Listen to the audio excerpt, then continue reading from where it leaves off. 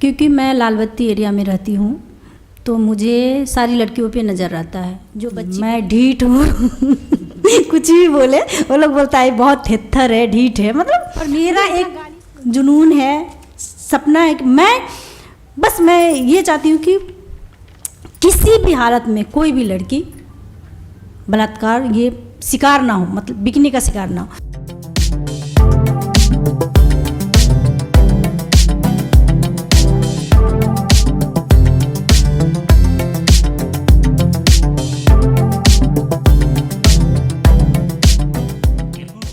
फातिमा जी और आपकी टीम बहुत अच्छा काम कर रही है, और इसमें आप जो इंटरवेंशन करते हैं तो वो किस तरीके से इंटरवेंशन करते हैं एक बात, और उनका रिहैब जो करते हैं वो किस तरीके से करते हैं, उसकी स्ट्रैटेजी क्या होती है? उनका क्या रिहैबिलिटेशन, अच्छा, और इंटरवेंशन कैसे करते हैं? हाँ, ये पार्ट फातिमा जी का एक्टिविज्म पार्ट। वो पूछ रहे हैं कि ये जो काम आप कर रहे हैं, ये जो लड़कियां जो देह व्यापार में डाला जाता है, आप उसमें दखल कब डालते हैं, कैसे डालते हैं, इंटरव्यू कैसे उसको रोकते हैं, कैसे दखल डालते हैं? ये पहला सवाल है। दूसरा सवाल है कि उसको रिहैब मतलब दोबारा जब सोचिए निकल के लाया, फिर उसको फिर से ठीक से आप जिंदगी में कैसे उसको क्योंकि मैं लालबत्ती एरिया में रहती हूँ तो मुझे सारी लड़कियों पे नज़र आता है। जो बच्ची बड़ी हो रही है, क्योंकि मैं सबके आंगन जाती हूँ, सबके घर जाती हूँ, मैं हर दिन सबके यहाँ जाती हूँ। तो अभी जो है मतलब लालबत्ती एरिया में रहने का ये है कि कोई घुसने नहीं देता है मुझे अपनी घर, क्योंकि उसको पता है कि ये घुसेगी और देखेगी तो बाहर से भी लड़की ला के रखता है, तो उनको डर रहता है। लेकिन मैं ढीठ हूँ कुछ भी बोले वो लोग बोलता है बहुत थेथर है, ढीठ है, मतलब इतना गाली सुनने के बाद, हमला होने के बाद भी ये ऐसे करती है, मतलब उनकी नज़र में ऐसा मुझे बात। पर मेरा एक जुनून है, सपना है कि मैं ये चाहती हूँ कि किसी भी हालत में कोई भी लड़की बलात्कार ये शिकार ना हो, मतलब बिकने का शिकार ना हो। तो मैं हर रोज़ जाती हूँ। और क्या किए कि शुरू में मुझे बहुत दिक्कत हो रहा था, बहुत ज़्यादा, क्योंकि जो औरत थी वो बात करना नहीं चाहती थी, क्योंकि माँ जो है वही लड़ना नहीं चाहेगी तो बच्ची कैसे बचेगा, माँ ही तो सपोर्ट होता है ना अपनी औलाद का। तो बहुत दिक्कत होता था। जब एनजीओ के साथ मिले तो माँओं का ग्रुप बनाए थे, महिला मंडल, जितनी भी माँ है उनके साथ बैठ के एक बैठक की है, और फिर उनको बहुत धीरे धीरे उनके अंदर डाले कि एक माँ अपनी बच्ची को बचाने के लिए किसी भी तूफान से टकरा सकता है। तो फिर अगर आप अपनी बेटी के लिए खड़े होंगे तो आपके बेटा हो या पति हो वो उनको नहीं बेच सकता। जब आप खड़े होंगे उनकी ढाल बनेंगे अपनी बेटियों का, तो कभी वो नहीं बिकेगी। तो कुछ माँ थी जो समझ गई, मतलब माँ लड़ेंगे, कुछ था जो उनको बेटी से ज़्यादा बेटा प्यारा था तो वो नहीं। तो जो समझ गई, जो लड़ रही थी तो उनके साथ भी लड़ रहे थे, और जो नहीं, मतलब उनको बेटा प्यारा था बेटी प्यारा नहीं था, वो ये कहता था क्या बोलते किसान का खेती, वो लोग कहता है किसान का खेती और नट का बेटी, मतलब वो बेचने का। तो मेरा एक ही उद्देश्य था कि किसान खेती कर सकता है पर नट बेटी नहीं बेच सकता। मैं साफ दिमाग में बोलती थी किसान खेती कर सकता है पर नट जो है अपनी बेटी नहीं बेच सकता।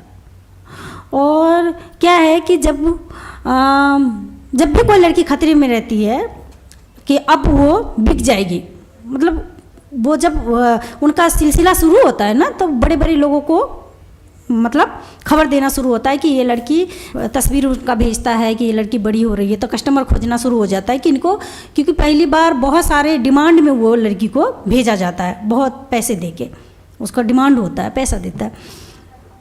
तो मैंने बचपन बिताया है तो लोगों को नज़र से, उनका भाव से पकड़ लेते हैं कि हाँ ये जो है इनको डालने वाला है। तो फिर जो है जो मुख्य लोग होते हैं बाहर के, उनसे प्रशासन के पीछे लगना पड़ता है, जो बड़े पदाधिकारी है उनके पीछे लग के सर ये तस्वीर है, ये लड़की है, ये घर है, ये लड़की अब जो है खतरे में है और किसी भी टाइम चलिए। तो जब रेस्क्यू होता है, रेट में हम रहते हैं, प्रशासन भी बोलता है आगे रहेंगे आप आगे रहेंगे, आगे ही रहते हैं। पहला बार मुझे ही लगता है, प्रशासन के पास तो रहता है, उसको कोई नहीं छूता है, चलो कोई बात नहीं, मुझे तो बचाना है। तो ऐसा होता है जब उनको बचाते हैं, तो अभी तक में तो काफ़ी लड़की जिनको नेपाल से लाया गया था, बहुत दूर दूर से, काठमांडू से, कहाँ से, तो उनको जिनको भी निकाले तो वो अभी अच्छा ज़िंदगी जी रहा है। मतलब शादीशुदा हुआ, शादी किया, कोई पढ़ाई कर रहा है, कोई सिलाई कर रहा है, मतलब वापस नहीं गई। हाँ, कुछ प्रशासन दलाल के साथ मिलके कुछ लड़की को वापस कर देती है रात के अंधेरे में। तो देखिए, कानून और हम में बहुत फ़र्क होता है। हम तो कानून तक ही जा सकते हैं, लड़ सकते हैं। और कानून क्या है कि जो लोकल पुलिस, हम आपको अभी पहले भी बताया कि लोकल पुलिस सपोर्ट करता है उनको, तो भेज देता है। तो कई लड़की ऐसी जो जिसको HIV था, मर्डर कर देता है, वो लोग मार देता है। उस पिक्चर में देखे होंगे एक लड़की जो औरत थी जिसको क्या बोलते हैं, कैंसर हो गया था, तो जैसे कैंसर पकड़ा उसको घर से निकाल दिया। तो मुझे पता भी नहीं था उनके बारे में, बहुत दिन पहले उनको निकाल दिया था। तो वो कहीं सब्जी उब्जी बेच के खा रही थी। फिर जैसे उसको मेरे बारे में पता चला, मेरे तक आई, NGO के साथ मिलके उनको, मतलब उस दलाल से केस उस करके उनको तो NGO के थ्रू इलाज उलाज करवाएं, उसका ऑपरेशन हुआ पटना में, सब कुछ हुआ। फिर उनको जो मतलब वो अभी लोकल इंसान से शादी करके, मतलब दूसरे समाज से, वो शादीशुदा ज़िंदगी बिता रही है अच्छे से। अभी सब्जी उब्जी, मतलब दोनों पति पत्नी बेच के, और अच्छी ज़िंदगी बिता रही है। तो मेरा भी लड़ाई है कि जब लड़की, जब वो बोलती है ना कि बाहर जाके क्या करें, क्योंकि जब उनकी जो अपना होता है ना, अपना माँ बाप भाई बहन, वो उनको अपनाने से इनकार कर देता है कि अगर वो वापस आया तो हमारा पूरा परिवार ख़त्म हो जाएगा, मतलब समाज में ये हो जाएगा, और उनके भाई बहन, उनकी शादी नहीं होगा, तो वो उनको अपनाने से इनकार करता है। तो कोई मजबूरी में वहाँ रहना चाहता है कि जब मुझे परिवार अपनाएगा नहीं तो जाएंगे कहाँ।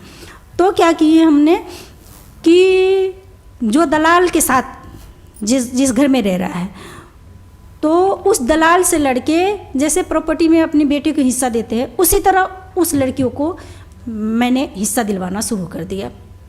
कानून के साथ मिलके, पूरा समाज के साथ, मतलब बहुत पंगा लेके कि भाई आप इनको हिस्सा दो, नहीं तो हम केस करेंगे आपके ऊपर, क्योंकि इनके शरीर बेच के आपने ये प्रॉपर्टी खड़ा किया है।